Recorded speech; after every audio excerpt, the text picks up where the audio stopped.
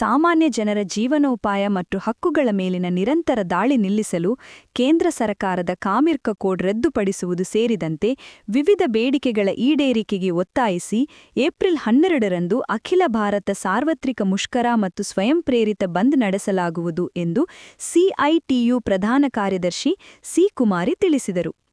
ಸುದ್ದಿಗೋಷ್ಠಿಯಲ್ಲಿ ಮಾತನಾಡಿದ ಅವರು, ದೇಶದಲ್ಲಿದ್ದ 29 ಕಾರ್ಮಿಕ ಕಾನೂನುಗಳನ್ನು ರದ್ದುಗೊಳಿಸಿ ಕಾರ್ಪೊರೇಟ್ ಸಂಸ್ಥೆಗಳಿಗೆ ನೆರವಾಗಲು 4 ಕಾರ್ಮಿಕ ಸಂಹಿತೆಗಳನ್ನು ಪ್ರಕಟಿಸಿದೆ. 2019 ಹಾಗೂ 2020ರಲ್ಲೂ ಇದು ಜಾರಿಯಾಗದಂತೆ 5 ಮುಷ್ಕರಗಳನ್ನು ಮಾಡಿ ತಡೆಹಿಡಿಯಲಾಗಿತ್ತು ಎಂದರು. ಸಾರ್ವಜನಿಕ ಬಳಕೆಯ ವಿದ್ಯುತ್, ದೂರಸಂಪರ್ಕ, ಕಲ್ಲಿದ್ದಲು, ಗಣಿಗಾರಿಕೆ, ರೈಲ್ವೆ, ಹೆದ್ದಾರಿ, ಬಂದರು, ಹಡಗುಕಟ್ಟೆಗಳು, ನಗರಾಭಿವೃದ್ಧಿ, ತೈಲ ಮುಂತಾದವನ್ನು ಖಾಸಗೀಕರಣ ಮಾಡಲಾಗಿದೆ. ಭೂಸ್ವಾಧೀನ ಕಾಯ್ದೆ ಮೂಲಕ 70% ಕೃಷಿಕರು ನಿರುದ್ಯೋಗಿಗಳಾಗಿದ್ದಾರೆ. ಇದೀಗ ಯೂನಿಯನ್ ಮುಕ್ತ ವಾತಾವರಣ ಕಲ್ಪಿಸಲು ಕಾರ್ಮಿಕ ಸಂಹಿತೆಗಳನ್ನು ಜಾರಿ ಮಾಡಿ ಹೊಸ ಶ್ರಮಿಕ ನೀತಿ ಜಾರಿಗೆ ತರಲು ಯತ್ನಿಸುತ್ತಿದೆ ಎಂದು ಆರೋಪಿಸಿದರು. 12 ಅಖಿಲ ಭಾರತ ಮುಷ್ಕರ ಜೆಸಿಟಿಯುನ ಎಲ್ಲ ಕಾರ್ಮಿಕ ಸಂಘಟನೆಗಳು, ರೈತ ಸಂಘಟನೆಗಳು, ಸಂಯುಕ್ತ ಹೋರಾಟ ಕರ್ನಾಟಕ, ಅಖಿಲ ಭಾರತ ಮಟ್ಟದಲ್ಲಿ ಕಿಸಾನ್ ಸಂಯುಕ್ತ ಹೋರಾಟ SKM, ಹೀಗೆ ಎಲ್ಲರೂ ಸೇರಿ ಈ ಒಂದು ಹೋರಾಟ ರೈತ, ಕಾರ್ಮಿಕ, ಕೂಲಿಕಾರ, ಮಹಿಳಾ, ವಿದ್ಯಾರ್ಥಿ, ಯುವಜನ ಮತ್ತು ದಲಿತ ಕನ್ನಡಪರ ಸಂಘಟನೆಗಳು ಸ್ವಯಂ ಪ್ರೇರಿತ ಬಂದ್ ಆಗಬೇಕು ಅಂತೇಳಿ ಕರೆಯನ್ನು ನೀಡಲಾಗಿದೆ. ಈಗಾಗಲೇ 1.5 ತಿಂಗಳಿಂದ ತಯಾರಿಗಳು ನಡೀತಾ ಇದೆ.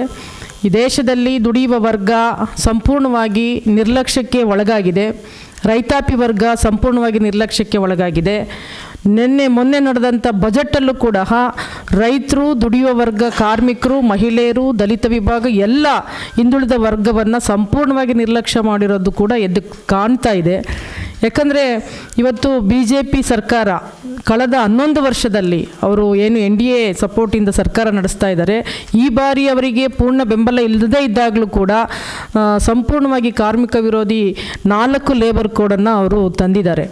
ಅದು ಏನು ತೋರಿಸುತ್ತೆ ಅಂತ ಹೇಳಿದ್ರೆ, 4 ಲೇಬರ್ ಕೋಡ್ಗಳು ಸಂಘ ಕಟ್ಟಬಾರ್ದು, ಪ್ರಶ್ನೆ ಮಾಡಬಾರ್ದು, ಕನಿಷ್ಠ ವೇತನ ಕೇಳಬಾರ್ದು, ಕೆಲಸಕ್ಕೆ ಭದ್ರತೆ ಕೇಳಬಾರ್ದು, ನಿಗದಿಯಾದ ಆದಾಯ ಕೇಳಬಾರ್ದು ಅನ್ನುವಂತಹ ಒಂದು ರೀತಿಯ ನಿರ್ಲಜ್ಜತನವನ್ನು ತೋರಿ ಇವತ್ತು ಕಾರ್ಪೊರೇಟ್ ಬಂಡವಾಳಶಾಹಿಗಳಿಗೆ ರತ್ನಗಂಬಳಿಯನ್ನು ಹಾಸಿದೆ. ಆ ಮೂಲಕ ಕಾರ್ಮಿಕರನ್ನು ಜೀತದಾಳಾಗಿ ಮಾಡುವ, ಗುಲಾಮಗಿರಿಗೆ ತಗೊಂಡೋಗುವ ನೀತಿಗಳನ್ನು ಇವತ್ತು ಜಾರಿ ಮಾಡಿದ್ದಾರೆ. ಅದಕ್ಕೆ ರಾಜ್ಯ ಸರ್ಕಾರ ಕೂಡ ಮೊನ್ನೆ ನೋಟಿಫಿಕೇಶನ್ ಜಾರಿ ಮಾಡಿದೆ. ನಾವು ರಾಜ್ಯ ಸರ್ಕಾರದ ಬಗ್ಗೆ ನಿರೀಕ್ಷೆ ಇಟ್ಟಿದ್ವಿ, ನಿಯಮಾವಳಿ ರೂಪಿಸಲ್ಲ ಅಂತ. ಆದರೆ ಅವರು ಕೂಡ ಮೊನ್ನೆ ನಿಯಮಾವಳಿಯನ್ನು ರೂಪಿಸಿದ್ದಾರೆ ಅಂತ ಹೇಳಿದ್ರೆ ಇವರೆರಡು ನೀತಿಯಲ್ಲಿ ಒಂದೇ, ಬಣ್ಣ ಮಾತ್ರ ಚೇಂಜ್ ಅನ್ನೋದನ್ನು ಸಾಬೀತು ಮಾಡಿದ್ದಾರೆ. ಬಹಳ ಮುಖ್ಯವಾಗಿ ಇವತ್ತು ಲೇಬರ್ ಕೋಡ್ ಜಾರಿಯಾಗಿರೋದ್ರಿಂದ ಬಂಡವಾಳಶಾಹಿಗಳಿಗೆ ಹೆಚ್ಚಿನ ಅನುಕೂಲ ಆಗುತ್ತೆ. ಕೆಲಸದ ಅವಧಿ ಕೂಡ ಹೆಚ್ಚಳ ಮಾಡ್ತಾರೆ, ಕೆಲಸಕ್ಕೆ ಅಭದ್ರತೆ ಉಂಟಾಗುತ್ತೆ, ಹೈರ್ ಆ್ಯಂಡ್ ಫೈರು ತೆಗೆದು ಬಿಸಾಡುವಂಥ ನೀತಿಗಳನ್ನ ತರ್ತಿದ್ದಾರೆ. ಅದರಲ್ಲಿ ಕನಿಷ್ಠ ವೇತನ, ರಾಷ್ಟ್ರೀಯ ಕನಿಷ್ಠ ವೇತನ 176 ಇತ್ತು, ₹2 ಮಾತ್ರ ಜಾಸ್ತಿ ಮಾಡಿದ್ದಾರೆ. ಕಳೆದ 4-5 ವರ್ಷದಿಂದ ಅದರ ಹೆಚ್ಚಳವೇ ಆಗಿಲ್ಲ. ಆದರೆ ಇವತ್ತು ₹178 ಕನಿಷ್ಠ ಕೂಲಿಲಿ ಬದುಕಬೇಕು ಅಂತ ನರೇಂದ್ರ ಮೋದಿ ಸರ್ಕಾರ ಹೇಳುತ್ತೆ.